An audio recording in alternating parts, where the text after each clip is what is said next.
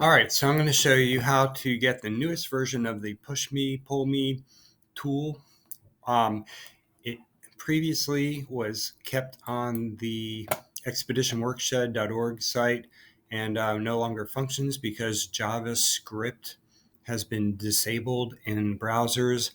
Um, it is available for the old 32-bit browsers, but you have to have an old 32-bit machine, and they're hard to come by. So this is a new way to do it that everybody can actually get to. All right, so because it's not available there, a little research I did, I'm going to give some background on how I got to the solution I got to. If you look at the source for this website, basically the developer for the website is Gennaro Santori, and looking him up, he has on LinkedIn, he's got information about this new tool that he has built, which he no longer supports, but it is still available. And does some demonstrations out here. There's a Vimeo video you can watch. I don't have access to it, so I can't watch it. And then he has a website, gennarocentori.com, and in here on this page, on the Push Me Pull Me page, he has two download opportunities. The first one is for the tool that you're going to need, which is called PMP M3D, and then download examples are some things that are easy to just snap in and use. He's already created these cantilevers and beams and things like that, and trusses, which you can just import and use and not have to build them yourself. So it saves you some time. All right. So when you download those, they become zip files in your downloads folder. And if you go into your downloads folder, you'll find them and you'll extract them, basically making folders that are accessible. And you'll have two here: the Push Me Pull Me examples. Also have, this is another thing he had. Catastrophe is just a little game he has there too. All right, and so let's see. The software. Oh, the software actually downloads into an exe, I believe. MSI. That's what you're going to get. So once you get this MSI, your computer will probably want to block it. Just go ahead and once it blocks it, you have an option to say download anyway.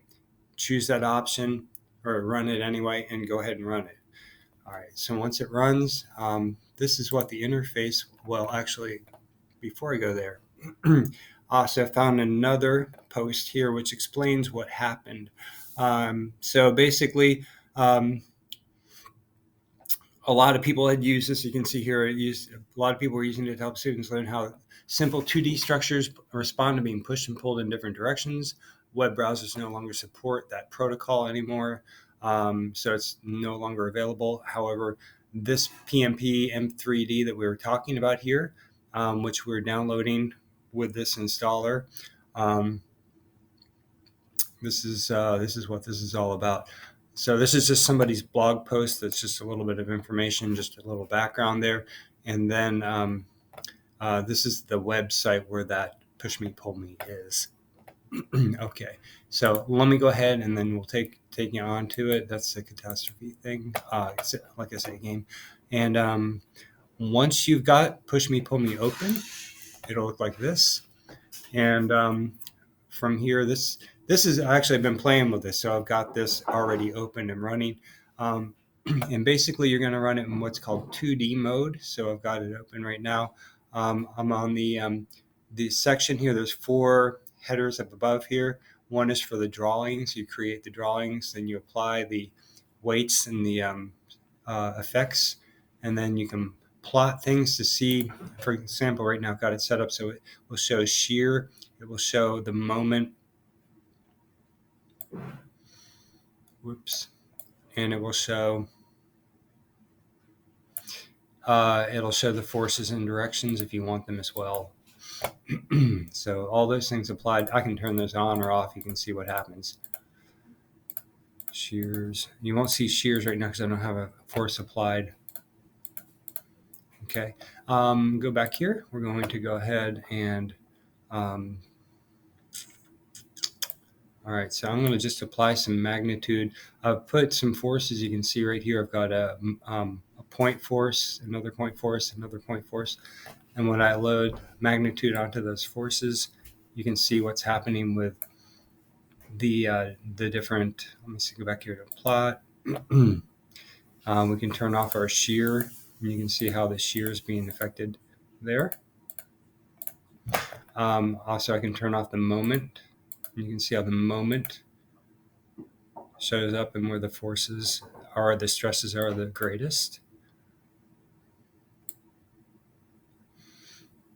And so on. It is kind of a little quirky. This is not modern software. So if you're on the scroll bar here and you happen to find your way off the scroll bar, it interprets that as you wanting to move the picture around. So you have to just flip it back where it belongs. Going back over to the main menu, if you want to reset everything, you can. The camera view is what you want to reset to get that back into proper view. You can zoom in or out with your mouse button. You can also set up a background on this as well, like that. So you can kind of see how everything lays out. And again, I'm zooming in here. So if I want to take those forces off right now, I can. You'll also notice that if you, when you play with this, you'll notice that if your forces are very, very, very strong, it will completely deform it and it will stay in a deformed shape until you stretch it back out and reset it. You have gravity force here. You can also apply as well, which I had turned on. Gravity will affect it. If it's a cantilever beam, for example, it will cause the cantilever to bend down. So it's pretty cool. It has a lot of different features. I'm going to go ahead and take the force off. And some of this will probably stay deformed. Gravity, you can actually have negative gravity, and that does affect it. So it flexes it the other way. Load magnitude, I'm going to take all that off. And let's see what else. All right. Let me take you back to, I guess, where I got all of the tools from. And there is an import-export function, which is over on the right side. This is where you're going to go get, it's called a 3DM file. When you click on it, it will go out and it will import from where I just talked about earlier, the downloads folder, where we zipped that one file out there. If I go back over to downloads, and this is the old Windows 7 interface. That's why this looks so archaic. It's not really a modern Windows 10 look, and you have to manually click around on folders. It could even be, it's probably even it's probably Windows 95 actually is what it looks like. Windows 95 interface here. So downloads, and then we're going back to PushMePullMe examples. Open up that folder, and beams are in here. This is pretty much where most of the general stuff is that we've been learning about in our class so far. And cantilever, and simply supported with cantilever. This is going to reset everything that I'm looking at now. So what I see is going to go away, and it's going to load these new beams. Up above, you can see that's a cantilever beam, and then down below is a simply supported beam. And you can see what simply supported is actually, it's got a separate support right here in addition to another support. So that helps. Of course, obviously, that's not going to have the same effect as if you put a weight on either end of these, you're going to see how the effect will be different on each of those beams.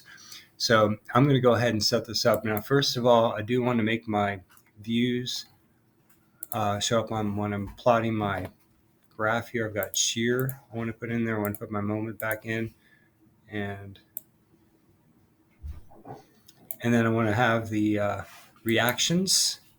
I also want to have the stress and then undeformed shape. All right, so it's going to be able to show us those elements. I'm going to go back over here to the weights and forces, and I'm going to select 2D. I'm also going to turn off my apply loads right now just for a moment. I could actually, if I wanted to, just go over here right now and pull on here, and it does apply a force.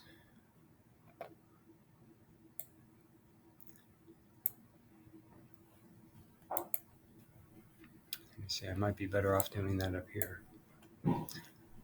I'll need to play with that a little bit more, but okay, so let's go ahead and let's just see if gravity, so gravity, when I turn on gravity, you can see what happens. It forces, it brings that beam down just a little bit, and it hasn't brought it down, I don't believe, to the level yet where it's deformed it, but you can see where the red is here. You can see the stress on it up above.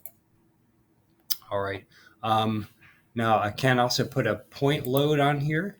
So if I put a point load, let's say put a point load here and click it, and I'm going to drag the direction down on this.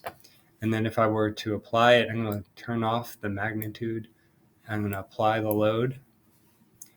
And you can see as I add magnitude to the load, it brings that down. And to a point where, again, if you pull it really far, it's going to deform it and force it to stay that way. All right. Same thing down below here. If we do load magnitude, we can add a point down here as well.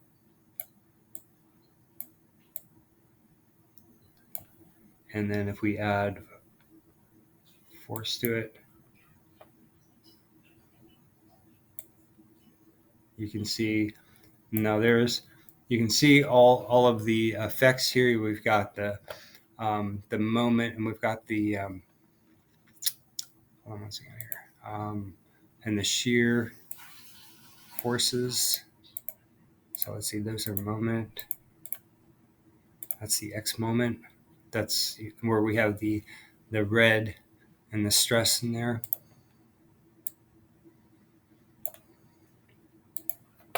All right, and again, we can go back here and take the forces off. Take the gravity back down to 0. Actually, we can make the gravity be negative too. Let's see, turn on, load magnitude. Okay, so you can see these are deformed now, I believe, unless, wait a minute, that reset it. So no, they're not actually deformed yet. All right, so what else did I want to show you?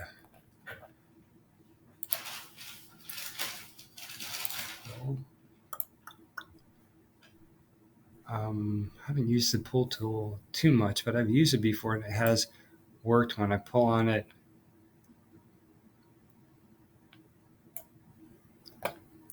I'll have to play with that one a little bit more. Let's see what else I want to do. So you can design some other things into here too.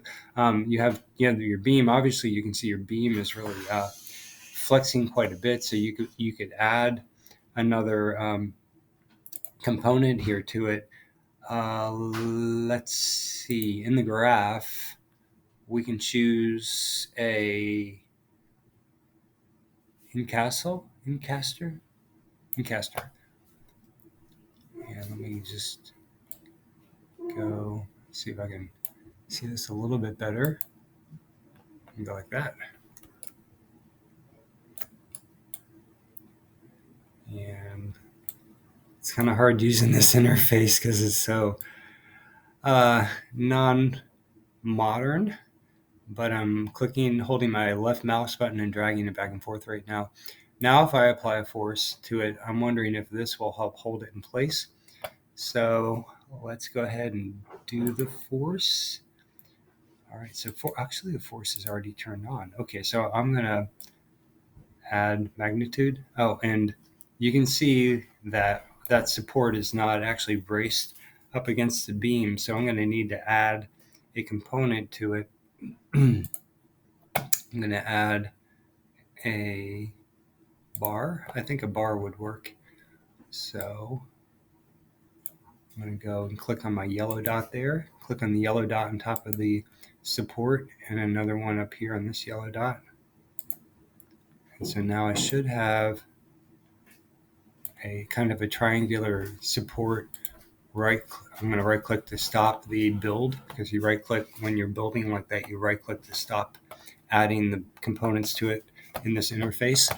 And then I'm going to go ahead and start adding, go back over here and add some load to that. Now you can see what's happening. Now, as it's supported over here on the right side, we're getting our stress here. You can see our force is driving down over here. And the more force we get, the more red we have up above. Let me see if I have all of my moments turned on. No, I don't. Okay, so let's turn on the moments, and you can see where we've got a lot of stress up above here. A lot of stress starting to form down below here. We can also increase the scale of it so you can see it better. So that's a lot better. All right, so let's go back over here and change our magnitude a little bit. I'm going to lessen it a little bit. I'm going to increase it quite a bit. All right, and so you can see what's happening. We can change the gravity a little bit, maybe. Gravity doesn't seem to want to affect it too much. There we go. So that's kind of how that plays out. Let's see what else we could do. I still want to try to get that pull tool to work. I don't know why. There we go. Okay, so now clicking on this, you can see if I was doing a chin up over here on the edge, you can see when I'm pulling on it, the chin up would actually flex that bar. And you can see how it's creating stress up above here on this side. When you let go of it, of course, I took the stress off of it, so it's just flexing right now, or flopping around. All right. So there we go. If I let go of it, it's going to go crazy. Boom. So pretty cool. That's what I know. But I think, this does pretty much what the other tool does. It's just a little bit of getting used to it, but quite a bit like the tool that we were shown on the website, Push Me, Pull Me.